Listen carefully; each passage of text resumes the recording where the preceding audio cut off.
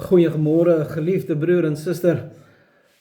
Vandag gaan ons aan met die 4de bede van ons Here Jesus Christus, waar hy vir ons die Onse Vader gegee het om te leer, en dan bid ons, Onse Vader wat in die hemel is, laat die naam geheilig word, laat die koninkryk kom, laat die wil geskied. Ons het die afgelope paar dae vinnig daaraan geraak. Maar wat beteken dit? Wat is die 4de bede? Gee ons vandag ons daaglikse brood. Wat beteken dit vir ons? Maar voordat ons begin, kom ons bid. Ons dierbare God, Hemelse Vader, dankie vir die liefde, dankie vir die goedheid, dankie vir die genade wat U in ons bewys. Die grootste genade, dat ons tot U kan nader as U kinders, so gemaak in en deur die bloed van ons Here Jesus Christus, en in deur die werking van God die Heilige Gees. En daarom bid ons, Here, dat waar ons nou U woord gaan hoor, dit in ons harte bewaar sal word, in ons gedagtes sal verhelder word, dat ons dit kan hoor, verstaan, maar ook kragtig vanuit die woord uit gaan lewe in 'n getuienis in hierdie donker duister wêreld. Dit bid ons in die naam van Jesus Christus, in en deur die werking van God die Heilige Gees. Amen. Geliefde broer en suster, ons skrifgedeelte vir oggend is Psalm 104 van vers 27. Hulle almal wag op U, dat U hulle voedsel kan gee op die regte tyd. U gee dit aan hulle. Hulle tel dit op. U maak U hand oop, hulle word versadig met die goeie. En dan kom ons daar die 4de bede, gee ons ons daaglikse brood. En dit is, wil ons versorg met alles wat nodig is vir die liggaam, sodat ons daardeur erken dat U die enigste oorsprong is van al wat goed is, en dat ons sorg en arbeid, sowel as U gawes, sonder U seën, ons nie tot voordeel kan strek nie, en dat ons dus ons vertroue van alle skepsele moet aftrek en op U alleen stel. Gee ons vandag ons daaglikse brood. Geliefde broer en suster, wanneer ons bid, gee ons ons daaglikse brood, is dit 'n verklaring van ons eie afhanklikheid wat ons van die Here het.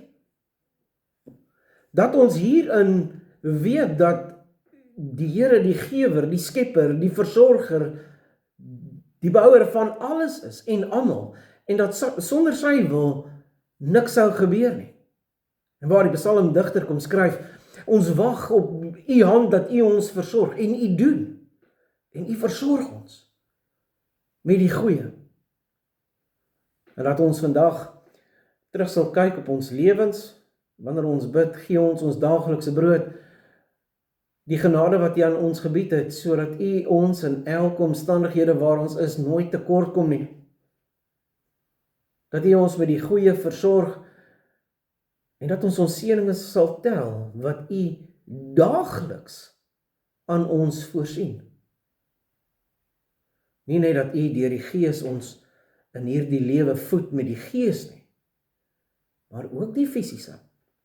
Dat U ons die vermoë gee, dat U ons die talente gee, om daarvoor ook te kan arbei. En dat ons weet dat sonder U wil, dit alles te vergeef sal wees. En ons weer in dankbaarheid hierdie dag sal ingaan, hierdie lewe sal ingaan, en weer dat U getrou is, en steeds sal bly voed, bewaak, en regeer. Gee ons daaglikse brood. U wat ons versorg met dit wat ons nodig het.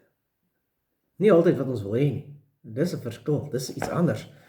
Want hoe graag bid ons nie, gee ons daaglikse brood, en ons inkopieslysie daarop sit, wat ek wil, en dan voel ons baie keer te neergedruk, omdat ek nou so hard gebid het vir dit wat ek wil hê, maar nie dit wat ek nodig het. En dit is waar die Here vir ons vandag ook wil kom sê, ek voorsien vir jou wat nodig is, en dit wat jy meer het, wat maak jy daarmee?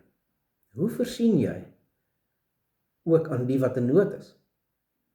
Ons dankbaarheidsverklaring, ons afhanklikheidsverklaring van die Here, maar ook, nou, wat maak ek daarmee? Mag het wees dat die Here wat ons voer, ons seën, ons onderhou, mag het wees dat ons ook die middele wat ons het, ander sal onderhou. En so, laat U ons versorg en ons ander versorg. Amen. Ons grote God, almagtige Vader, Here, dankie dat U so voorsien. Daarvoor staan ons in dankbaarheid voor U, en Here, ons loof en prys U daarvoor. Mag dit wees dat ons ook dit wat U vir ons gee, so sal ander versorg. Dit bid ons in die naam van Jesus Christus, in en deur die werking van God die Heilige Gees. Amen.